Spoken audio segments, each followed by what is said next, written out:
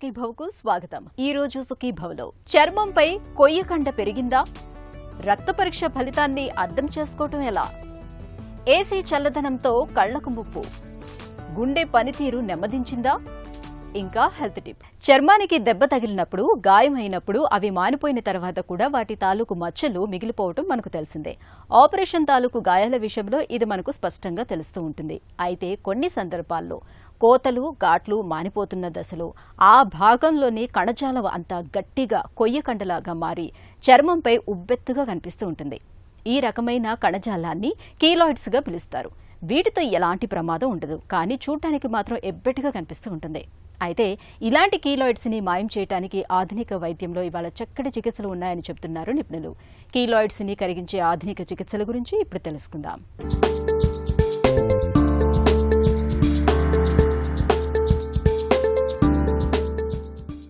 మన చర్మం సిల్క్ వస్త్రం లాంటిది. సిల్క్ వస్త్రంపై చిన్న చిరుగు పడ్డా అది మొత్తం వస్త్రం స్వరూపాన్ని ఎలా మార్చేస్తుందో అచ్చంగా అలాగే చర్మంపై పడే ఘాట్లు, వాటి తాలూకు అవశేషాలు చర్మం స్వరూపాన్ని పూర్తిగా మార్చేస్తుంటాయి. కీలాయిడ్స్ అలాంటివే. చిన్న చిన్న కోతల వల్ల, కాలిన గాయాల వల్ల, ప్రమాదాల వల్ల, మొటిమల వల్ల, మరే ఇతర కారణాల వల్ల చర్మానికి గాయాలు కావటం, ఆపై మచ్చలుగా మిగిలిపోవటం సహజమే. నిజానికి మచ్చలు ఏర్పడటం అంటేనే గాయం తాలూకు తీవ్రత తగ్గిపోతూ పూర్తిగా మానిపోవటం అనే ప్రక్రియగా చెప్పుకోవాలి. అయితే కొంతమందిలో చర్మానికి అయిన గాయం మానిపోయే క్రమంలో కొన్ని సందర్భాల్లో ఆ గాయమైన భాగంలో ఏర్పడే ఫైబ్రస్ కణజాలం చుట్టుపక్కల కణాలకు కూడా సోకుతుంటుంది. ఇలాంటప్పుడు అసలు గాయం కంటే ఇలా బయటకు విస్తరించిన ఫైబ్రస్ కణజాలమే పెద్దగా కనిపిస్తూ ఉంటుంది. అంటే అసలు గాయం కంటే ఈ కీలాయిడ్ కణజాలమే పెద్దగా కనిపిస్తూ చూడటానికి ఎబ్బెట్టుగా ఉంటుంది.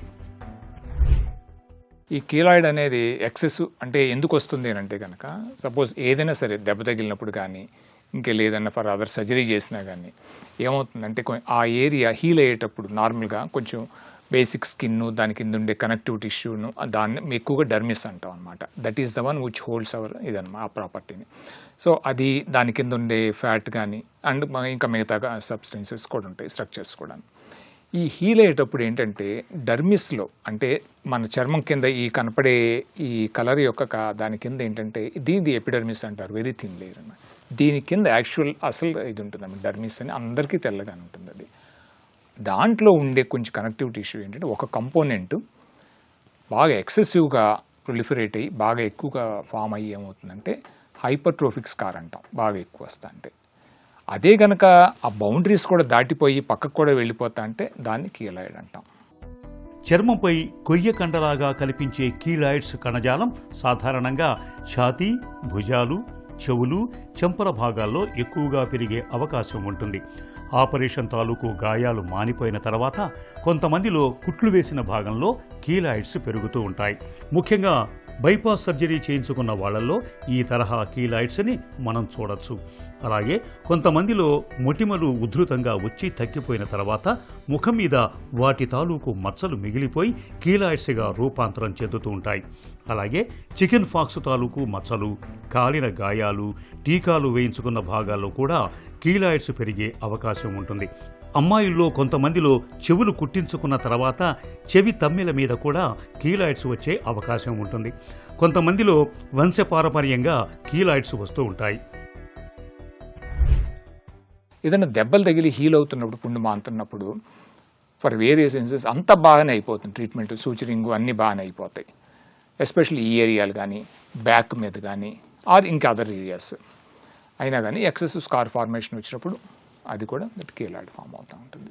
సో ట్రామా తర్వాత అంటే దెబ్బల తర్వాత ఇంకా నెక్స్ట్ మోస్ట్ కామన్ ఏంటంటే పిగ్మెంటేషన్ అనమాట. ఈ pigmentation, more the pigmentation more the keloid. Rare causes for example obesity ఉన్న వాళ్ళకు కూడా రావచ్చు. Because fat produces various bad hormones అనమాట బాడీలో. అటువంటి వచ్చినప్పుడు one of the contributing factors అవ్వచ్చు, డయాబెటీస్ అవ్వచ్చు. But they are all minor contributing factors అనమాట ఇవన్నీ. ఇంకా అదర్ రీజన్స్ ఎస్పెషల్లీ ఏంటంటే ఇంకోటి చూసింది ఏంటంటే చిల్డ్రన్లో అండి. ఈ చిల్డ్రన్లో ఎస్పెషల్లీ అరౌండ్ 6 to 10 years మధ్యలో ఆర్ 12 years మధ్యలో ఏమవుతుందంటే యూజువల్లీ ఏంటంటే ఏదైనా సర్జరీ అవాయిడ్ చేయగలిగేదైతే కనుక తప్పకుండా వీ అవాయిడ్ దెమ్ అనమాట. ద రీజన్ ఏంటంటే ఆ ఏరియా ఆ టైం పీరియడ్లో స్కార్ ఫార్మేషన్ హైయెస్ట్ అని బాగా రీసెర్చ్ చేస్తానమాట. కీలాయిడ్ల పరిమాణాన్ని బట్టి దాని చికిత్స ఆధారపడి ఉంటుంది. కీలాయిడ్స్ తీవ్రతను గణనీయంగా తగ్గించడానికి ప్రస్తుతం క్రీములు, ఆయింట్మెంట్లు, జెల్స్, స్టెరాయిడ్ ఇంజెక్షన్లు, కెమికల్ పీల్స్, ఫిల్లర్లు ఇలా అనేక చికిత్సలున్నాయి. ఇవి కాకుండా ప్లాస్టిక్ సర్జన్లు కొన్ని రకాల సర్జరీలు చేసి కూడా కీలాయిడ్ కణజాలాన్ని తగ్గిస్తూ ఉంటారు. లేజర్ చికిత్స వల్ల కూడా కీలాయిడ్స్ని ఓ మేరకు తగ్గించవచ్చు. అయితే 100% కీలాయిడ్స్ని మాయం చేయటం మాత్రం అసాధ్యం. కాబట్టి కీలాయిడ్స్ని పూర్తిగా తొలగించుకోవచ్చునని అత్యాశను పేషెంట్లు పెట్టుకోకపోవటం, డాక్టర్లు కల్పించకపోవటం మంచిదని ప్లాస్టిక్ సర్జన్లు చెబుతూ ఉంటారు. కీలాయిడ్ కెనాట్ బి క్యూర్డ్ అండి. దీనికి క్యూర్ అంటూ లేదు. ఫర్ ఎగ్జాంపుల్ మనం ఏదైనా gallbladder surgery, gallbladder problems వస్తాయి, గాల్ స్టోన్స్ వస్తాయి, లేదంటే ఇంకేదైనా అదర్ ప్రాబ్లమ్స్ వస్తాయి, ఇంటెస్టినల్ ప్రాబ్లమ్స్ కానీ ఆర్ న్యూరో సర్జరీ ప్రాబ్లమ్స్ కానీ, వానికి ఆ పార్ట్ సర్జరీ చేసేస్తే ఎన్యూరిజం అని కానీ అవి తీసేస్తే ఆ పార్ట్ ఇంక పోతుంది, క్యూర్ అయిపోతుంది ఆ జబ్బు అనేది. ఇక్కడ ఏంటంటే ఇది తీసినా కానీ మళ్ళీ వచ్చే ఛాన్స్, అందుకనే ఇది క్యూర్ లేదు, but it can be controlled. Definitely it can be controlled, is no doubt. So then దీని తర్వాత what are the various aspects. దీంట్లో కన్సర్వేటివ్ అంటాం, విచ్ ఇంక్లూడ్స్ అంటే మెడికల్, ఇలాంటి ఆయింట్మెంట్స్, ఇంజెక్షన్స్, ఈవెన్ అవసరమైతే రేడియేషన్స్ ట్రీట్మెంట్ కూడాను. ఇంకా last resort, as a last resort only surgery అండి. సర్జరీని ఎంత లేట్గా చేస్తే అంత మంచిది అనమాట వీటిలో, unless there is some compelling reason ఉంటే తప్పించి చేయకూడదు అనమాట. సో ఇంజెక్షన్స్లో కూడా very very mild dose steroids అంటాం. కంగారు పడక్కర్లేదు, ఈ స్టీరాయిడ్స్ ఏమి ఎక్కడికి బాడీలోకి అబ్జర్వ్ అవ్వవు. యూజువల్లీ లోకల్ యాక్టింగ్ అనమాట, స్మాల్ డోసెస్. అవసరం అనుకుంటే 1 or 2 ఇంజెక్షన్స్ తగ్గిపోవచ్చు, మళ్ళీ ఎప్పుడన్నా రావచ్చు. కొంతమందికి ఆ 1 or 2 ఇంజెక్షన్స్గా చక్కటి రిలీఫ్ వస్తుంది అనమాట. మళ్ళీ వస్తే తిరిగి దాంతోపాటుగా ఏదైనా అవసరమైతే 5-FU అని అండ్ కొంచెం యాంటీ క్యాన్సర్ డ్రగ్ లాంటిదండి, అది కూడా చాలా మైల్డ్ డోస్ ఇస్తాం. They are effective to some extent అనమాట.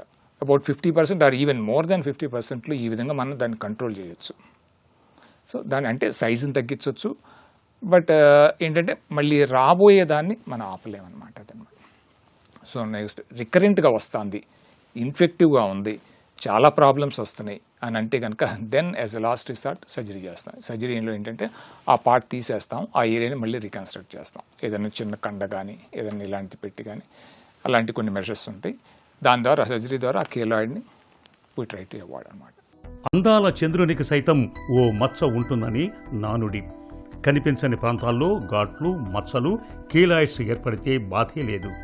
అలా కాక ప్రస్ఫుటంగా కనిపించే ఘాట్లు, మచ్చల విషయంలోనే పేచీ వస్తుంది. పెద్దగా పట్టించుకోని వారికి చిక్కే లేదు.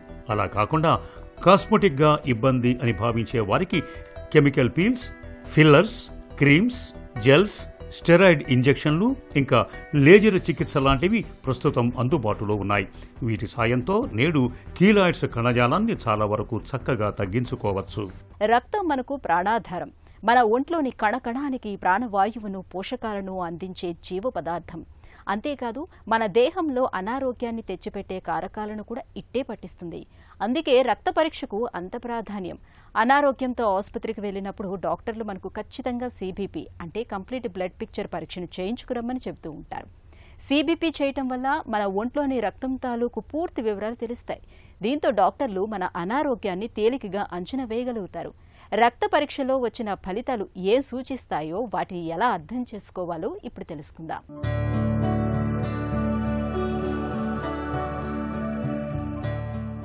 జ్వరంతోనో జబ్బుతోనో ఆసుపత్రికి వెళితే డాక్టర్లు ముందుగా CBP అనే రక్త పరీక్షను చేయించుకుని రావాల్సిందిగా చెప్తారు.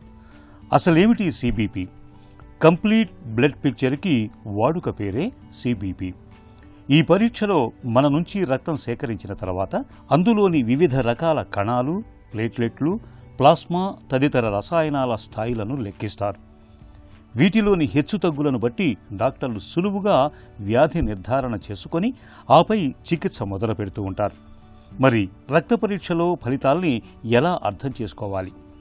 ఉదాహరణకు రక్తంలో TP అంటే టోటల్ ప్రోటీన్ పెరిగితే ఒంట్లో ద్రవ నష్టం జరిగినట్లు, వాపు ఉన్నట్లు అర్థం చేసుకోవాలి.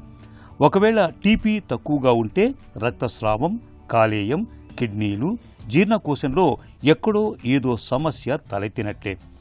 అలాగే కొన్నిసార్లు కంజెస్టివ్ ఫెయిల్యూర్ తరహా గుండె జబ్బులో కూడా టోటల్ ప్రోటీన్ ఎక్కువగా ఉండే అవకాశం ఉంటుంది. ఇక ఆల్బుమిన్ పెరిగినా తగ్గినా కూడా పైన చెప్పుకున్న సమస్యలే కారణంగా ఉంటాయి. ఇక బ్లడ్ యూరియా నైట్రోజన్ పెరిగినప్పుడు డీహైడ్రేషన్తో పాటు కిడ్నీ జబ్బులు, మూత్ర వ్యవస్థలో సమస్యలు కారణంగా ఉండే అవకాశం ఉంటుంది. అలాగే ప్రోటీన్ ఫుడ్ ఎక్కువగా తీసుకుంటున్నప్పుడు కూడా రక్తంలో బ్లడ్ యూరియా నైట్రోజన్ ఎక్కువగా కనిపిస్తూ ఉంటుంది. ఇక బ్లడ్ యూరియా తక్కువగా ఉండటం అనేది కాలేయ జబ్బుల్ని, ఆహారంలో ప్రోటీన్ లోపాన్ని సూచిస్తుంది. ఇక రక్తంలో గ్లోబులిన్ పెరిగితే ఒంట్లో ఇన్ఫెక్షన్, వాపు ఉన్నట్లు అర్థం చేసుకోవాలి. గ్లోబులిన్ తక్కువగా ఉండటం అనేది ఒంట్లో రక్తస్రావాన్ని, ఇమ్యూనిటీ తక్కువగా ఉండటాన్ని సూచిస్తుంది. రక్తంలో క్రియాటినైన్ పరిమితికి మించి ఉండటం అనేది కిడ్నీ జబ్బుకు, కండరాల క్షీణతకు ఒక ప్రధానమైన సూచిక. రక్తంలో గ్లూకోజ్ ఎక్కువైతే మధుమేహం, తక్కువగా ఉంటే పోషకాహార లోపాలు, సెప్సిస్, నాడీ సంబంధ వ్యాధులకు సూచికగా అర్థం చేసుకోవాలి. కొలెస్ట్రాల్ శాతం ఎక్కువగా ఉంటే డయాబెటీస్, హైపోథైరాయిడిజం, ప్యాంక్రియాటైటిస్, కిడ్నీ జబ్బులకు సూచికగా చెప్పుకోవచ్చు. అలాగే కొలెస్ట్రాల్ తక్కువగా ఉండటం అనేది పేగుల వ్యాధులు, కాలేయం పనితీరు మందగించటానికి సూచనగా చెప్పుకోవచ్చు. ఏసీ గదిలో చల్లదనము మధ్య గడపడం ఒంటికి హాయిగానే ఉంటుంది. కానీ గంటల తరబడి చల్లదనంలో గడిపితే మన కళ్లకు ముప్పు తప్పదని హెచ్చరిస్తున్నారు.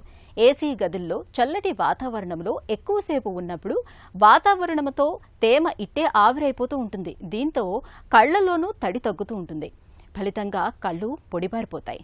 దీన్నే డ్రై ఐ సిండ్రోమ్ అని పిలుస్తారు. ఏసీ చల్లదనానికి తోడు డిజిటల్ స్క్రీన్ల మీద గడపడం కళ్లకు మరింత ప్రమాదకరమని చెబుతారు నిపుణులు. కళ్ళు పొడిబారకుండా ఉండేందుకు ఏం చేయాలో ఇప్పుడు తెలుసుకుందాం.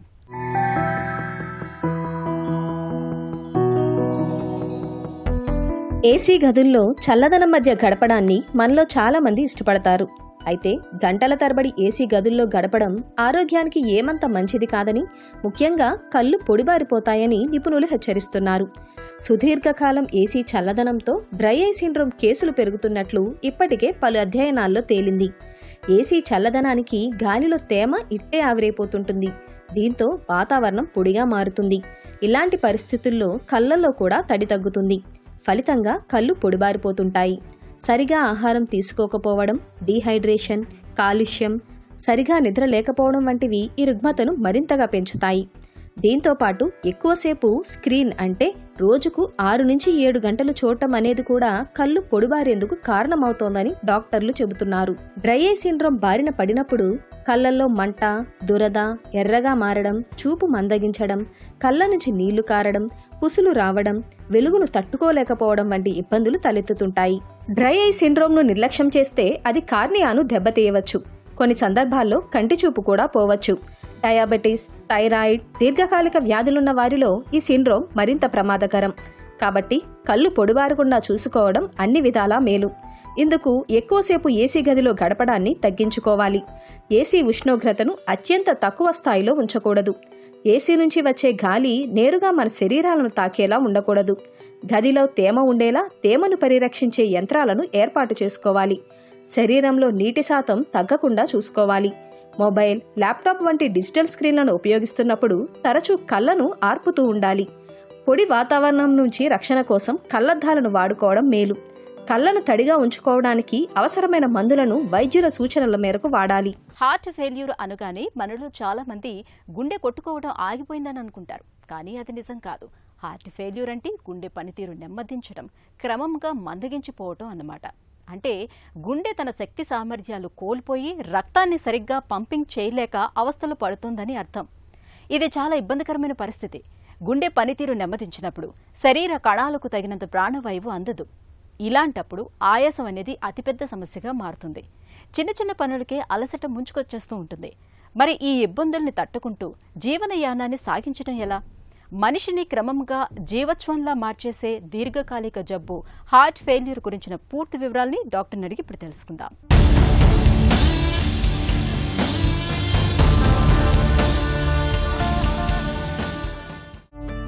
హార్ట్ ఫెయిల్యూర్ అంటే ఏంటి? హార్ట్ ఫెయిల్యూర్ అంటే గుండె పనితీరు తగ్గటాన్ని మనం హార్ట్ ఫెయిల్యూర్ అంటాం. గుండెకి కుడివైపు 2 గదులు, ఎడమవైపు 2 గదులు ఉంటాయి. కుడివైపు గదుల నుంచి మన బాడీ నుంచి రక్తాన్ని కుడివైపు గదులు తీసుకుని ఊపిరితిత్తులకు పంపించి దాన్ని శుద్ధి చేస్తాయి. శుద్ధి అంటే ఆక్సిజనేషన్ చేసి మనకి ఎడంవైపు గదులకు పంపిస్తుంది. ఎడంవైపు గదుల నుంచి మన బాడీలో ఉన్న అన్ని అవయవాలకి రక్త సరఫరా అనేది జరుగుతుంది. దాన్ని పంపింగ్ అంటారు. హార్ట్ పంపింగ్ తగ్గటం వల్ల మనకు వచ్చే లక్షణాన్ని మనం హార్ట్ ఫెయిల్యూర్ అంటాం. హార్ట్ అటాక్, హార్ట్ ఫెయిల్యూర్ రెండూ ఒకటేనా? హార్ట్ అటాక్ అంటే మనకి గుండె రక్తనరాల్లో బ్లాక్స్ ఉండటం వల్ల గుండెకి రక్త సరఫరా తగ్గి మనకి ఛాతీలో మంట రావటం, ఛాతీలో నొప్పి రావటము, దీనివల్ల వచ్చేదాన్ని హార్ట్ అటాక్ అంటాం. హార్ట్ ఫెయిల్యూర్ అంటే గుండె పనితీరు తగ్గటాన్ని మనం హార్ట్ ఫెయిల్యూర్ అంటాము. హార్ట్ అటాక్ వల్ల మనకి హార్ట్ ఫెయిల్యూర్ రావచ్చు, కానీ రెండు హార్ట్ అటాక్ వేరు, హార్ట్ ఫెయిల్యూర్ వేరు. గుండె పనితీరు మందగించడానికి కారణాలేంటి? Myocardial infarction or heart attack అనేది ముఖ్యమైన కారణం.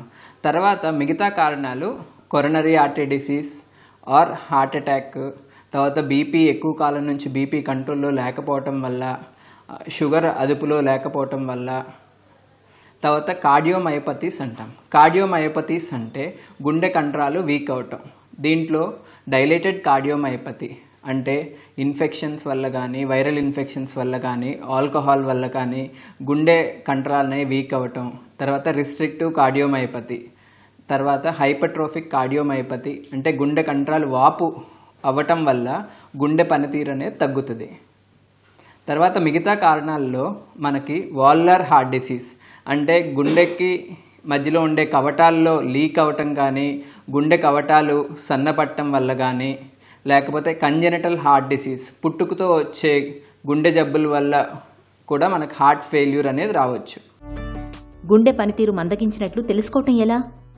మనకి హార్ట్ ఫెయిల్యూర్ పేషెంట్స్లో ముఖ్యంగా వచ్చే సిమ్టమ్స్ ఎక్కువగా అలసటగా ఉంటాం, తర్వాత ఆయాసంగా ఉంటాం. ఆయాసం అనేది ఇనీషియల్గా మొదట్లో నడిచినప్పుడు అనిపించడం ఆయాసం, క్రమేపీ మనం దాన్ని నెగ్లెక్ట్ చేయటం వల్ల పడుకున్నప్పుడు ఆయాసం రావటం, లేకపోతే కొంతమందిలో సివియర్ హార్ట్ ఫెయిల్యూర్ ఉన్నప్పుడు రాత్రిపూట ఆయాసం ఎక్కువ అవటం. దీన్ని పెరాక్సిస్మల్ నాక్టర్నల్ డిస్నియా అంటారు. తర్వాత బాడీ అంతా వాపు రావటం, ఇనీషియల్గా కాళ్ళల్లో రావటం, తర్వాత పొట్ట వాపు రావటం, తర్వాత బాడీ అంతా వాపు రావటం. ఇది ఈ 3 ముఖ్యమైన లక్షణాలు. గుండె పనితీరు తగ్గినట్లు ఎలా నిర్ధారించుకుంటారు? ఫస్ట్ మనం ఈసీజీ అనేది తీసుకుని ఈసీజీ ప్రకారం మనకి హార్ట్ అటాక్ లక్షణాలు ఏమైనా ఉన్నాయా లేవా తెలుసుకోవటం. తర్వాత ముఖ్యమైనది 2D ఎకో ఆర్ గుండె స్కానింగ్. దీని ద్వారా మనకు తెలిసేది ఏంటంటే హార్ట్ పంపింగ్. మీ అందరికీ తెలుసు heart pumping or ejection fraction అంటారు. నార్మల్గా హార్ట్కి ఎజెక్షన్ ఫ్రాక్షన్ అనేది 50% పైన ఉండాలి. 50% కన్నా తగ్గినప్పుడు గుండె పనితీరు తగ్గిందని అంటాం. 40 to 50% మధ్యలో ఉన్నప్పుడు మైల్డ్ ఎల్వీ డిస్ఫంక్షన్ అంటాం. 30 to 40% ఉన్నప్పుడు మోడరేట్ ఎల్వీ డిస్ఫంక్షన్ అంటాం. 30 కన్నా తగ్గినప్పుడు సివియర్ ఎల్వీ డిస్ఫంక్షన్ అంటాం. ఇంకొకటి హార్ట్ పంపింగ్ బాగానే ఉన్నా హార్ట్ పనితీరు తగ్గుతుంది. దాన్ని heart failure with preserved ejection fraction అంటాం. అంటే వీళ్ళలో పంపింగ్ బాగానే ఉంటుంది కానీ గుండె పనితీరు అనేది తగ్గుతుంది. మనకి వేరే కారణాలకి హార్ట్ ఫెయిల్యూర్కి డిఫరెన్స్ తెలుసుకోవటానికి మనం NT-proBNP అనే రక్త పరీక్ష ద్వారా మనం తెలుసుకోవచ్చు. NT-proBNP ఎక్కువ ఉన్నప్పుడు మనకు హార్ట్ ఫెయిల్యూర్ అనేది నిర్ధారణ అవుతుంది. మిగతా పరీక్షల్లో బ్లడ్ ఏమైనా తగ్గిందా లేదా చూసుకోవాలి, ఇన్ఫెక్షన్స్ ఏమైనా ఉన్నాయా, వీటి వల్ల ఏమైనా ప్రెసిపిటేట్ అయిందా లేదా చూసుకోవాలి, తర్వాత కిడ్నీ పరీక్షలు ఎలా ఉన్నాయనే చూసుకోవాలి. కొన్నిసార్లు థైరాయిడ్ వల్ల కూడా హార్ట్ ఫెయిల్యూర్ రావచ్చు కాబట్టి థైరాయిడ్ పరీక్షలు ఎలా ఉన్నాయనేది చూసుకోవాల్సి వస్తుంది. గుండె పనితీరు మందగించినప్పుడు చికిత్స ఎలా ఉంటుంది? హార్ట్ ఫెయిల్యూర్ అని మనం ఒక పేషెంట్ని నిర్ధారించాక ఫస్ట్ మనం లైఫ్ స్టైల్ మోడిఫికేషన్స్ చేసుకోవాలి. లైఫ్ స్టైల్ మోడిఫికేషన్స్ చేసుకున్నాక నెక్స్ట్ ట్రీట్మెంట్లో మనకి మెడికల్ మేనేజ్మెంట్, డయూరిటిక్స్ అనే డ్రగ్స్ ఇస్తాం. డయూరిటిక్స్ అంటే మన బాడీలో ఉన్న నీరుని బయటికి పంపిస్తుంది, సో దట్ కొంచెం ఆయాసం అన్న పేషెంట్కి రిలీఫ్ ఉంటుంది. తర్వాత బీటా బ్లాకర్స్ అంటే హార్ట్ వేగాన్ని కంట్రోల్ చేసి మనకు హార్ట్ ఫెయిల్యూర్ సిమ్టమ్స్ని తగ్గిస్తాయి. ఇప్పుడున్న కాలంలో ది వండర్ఫుల్ డ్రగ్స్ అంటే ఆర్నీ అంటే మనకి సాక్యుబిట్రిల్ వాల్సార్టన్ అనే డ్రగ్స్. వీటి వల్ల చాలా అధ్యయనాల్లో హార్ట్ పంపింగ్ అనేది పెరుగుతుందని నిర్ధారించాయి. దీనివల్ల వచ్చే సిమ్టమ్స్ కూడా కంట్రోల్ అవుతున్నాయి అని తెలిసింది. ఇంకొకటి డాపాగ్లిఫోసిన్ ఆర్ SGLT2 ఇన్హిబిటర్స్. వీటి వల్ల ఏంటంటే మనకి షుగర్ కంట్రోల్లో ఉంటుంది, దీంతో పాటు మనకి హార్ట్ ఫెయిల్యూర్ వల్ల వచ్చిన సిమ్టమ్స్ తగ్గుతాయి. క్రమేపీ పంపింగ్ కూడా చాలా అధ్యయనాల్లో పంపింగ్ కూడా పెరిగిందని నిర్ధారించారు. తర్వాత మెడికల్ మేనేజ్మెంట్ తర్వాత డివైస్ థెరపీ అని ఉంటుంది. డివైస్ థెరపీలో హార్ట్ ఫెయిల్యూర్ పేషెంట్స్కి ఎరిథ్మియాస్ అనేవి కూడా మోస్ట్ కామన్. ఇలా ఎరిథ్మియాస్ ఎక్కువ ఉన్నప్పుడు ఐసీడీస్ అనే డివైసెస్ పెట్టుకోవచ్చు. తర్వాత సిఆర్టీ ఏంటి అంటే హార్ట్ పంపింగ్ బాగా తగ్గినప్పుడు కార్డియాక్ రీసింక్రనైజేషన్ థెరపీ అని ఉంటుంది. ఇది ఏంటంటే హార్ట్ ఫెయిల్యూర్, ఇంకోటి ఎల్బీబీబీ అనే కండిషన్ ఉంటుంది. వీళ్ళల్లో హార్ట్ పంపింగ్ ఇంప్రూవ్ అయ్యి సిమ్టమ్స్ కూడా ఇంప్రూవ్ అయ్యే అవకాశాలు అనేది ఉంటుంది. ఇంకా చివరి స్టేజెస్లో హార్ట్ ట్రాన్స్ప్లాంట్. ఇవి హార్ట్ ఫెయిల్యూర్కి ఉన్న ట్రీట్మెంట్ ఆప్షన్స్. గుండె ఆరోగ్యాన్ని చక్కగా ఉంచుకునేందుకు ఏం చేయాలి? లైఫ్ స్టైల్ మోడిఫికేషన్స్లో ఫస్ట్ డైట్లో మనము కూరగాయలు ఆకుకూరలు ఎక్కువ తీసుకోవాలి. ప్రాసెస్డ్ ఫుడ్స్, ఆయిల్ ఫుడ్స్ తగ్గించుకోవాలి. తర్వాత క్రమం తప్పకుండా వ్యాయామం చేయాలి. 30 నిమిషాల నుంచి 45 నిమిషాల వరకు వాకింగ్ చేసుకోవటం. తర్వాత ఉప్పు తగ్గించి తినాలి. బీపీ కంట్రోల్లో పెట్టుకోవాలి. షుగర్ కంట్రోల్లో పెట్టుకోవాలి. రెగ్యులర్ హెల్త్ చెకప్స్ తీసుకోవాలి. గుండె వైఫల్యాన్ని పూర్తిగా నయం చేయలేకపోవచ్చు. అయితే చక్కటి చికిత్స తీసుకుంటూ క్రమం తప్పకుండా మందులు వేసుకుంటూ ఆహార నియమాలు పాటిస్తే చాలు, చాలా ఏళ్ల పాటు అందరిలా సాధారణ జీవితం గడపొచ్చు. ఒక చిన్న చిట్కా మీకోసం. టైఫాయిడ్ జ్వరంతో బాధపడుతున్నప్పుడు 1 కప్పు నీటిలో 4-5 తులసి ఆకుల్ని వేసి బాగా మరిగించండి. చల్లారాక ఆ నీటిని తరచుగా తాగుతూ ఉండండి. తులసి ఆకుల్లో యాంటీబయోటిక్, యాంటీ మైక్రోబియల్ గుణాలు సమృద్ధిగా ఉంటాయి. ఇవి టైఫాయిడ్ జ్వరాన్ని తగ్గించడంలో బాగా తోడ్పడతాయి.